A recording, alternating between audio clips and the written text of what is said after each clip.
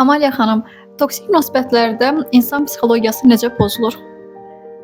Bu toksik münasibətlər ümumiyyətcə çox təhlükəli bir anlayışdır və bunun ən təhlükəsi ondan ibarətdir ki, bəzən insanlar toksik münasibəti normal münasibətdən ayırd edə bilmirlər.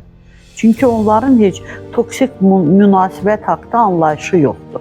Məsələn, həddən ziyadə qısqanc insanı bəziləri elə fikirləşir ki, o məni sevir, ona görə qısqanır.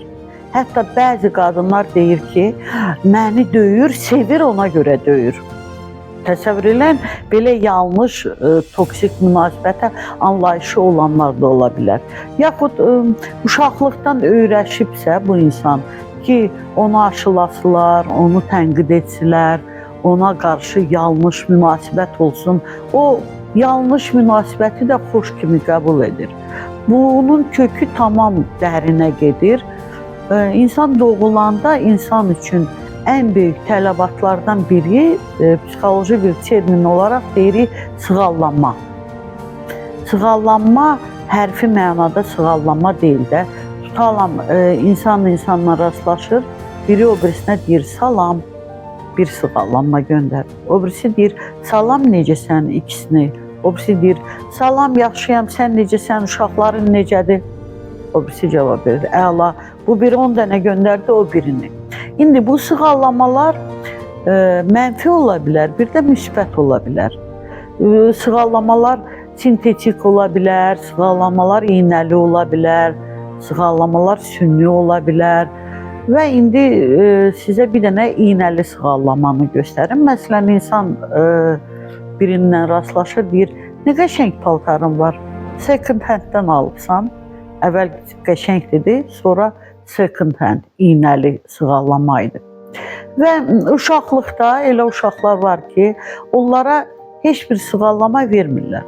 Yəni, çox nadir hallarda tərif verirlər ya da heç vermirlər və uşaq məcbur olur, mənfi də olsa sığallamanı alsın. Çünki sığallama heç yoxdursa insan yaşaya bilmir.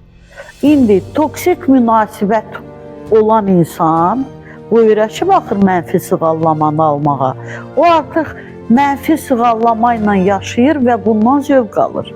Elə bilir ki, bu normaldır. Amma kimsə kənardan onun gözünü açanda, yaxud mütəxəssisə müraciət eləyəndə onda yalnız anlayış yaranır ki, bəli, mənim münasibətim toksikidir, mən başa düşürdüm, amma dərk etmirdim, o məni döyürdü, amma mən elə bilirdim, o sevgidir, mən elə bilirdim ki, mən onsuz yaşaya bilmərəm. Buna psixologiya deyirlər, qarşılıq, asılılıq. O insanda asılılıq yaranıb və onu o vəziyyətdən, o ağır andan təbii ki, yenə mütəxəssis çıxarda bilir. Bunun üçün də yenə uzun zaman lazımdır. İnandırmaq, insanda başa düşmək və anlamaq. Bunlar tamam müxtəlif anlayışlardır. Bir çox insanlar çünki başa düşür, amma anlamırlar ki, bu toksik münasibətdir, bu mənə ziyan gətirir və s.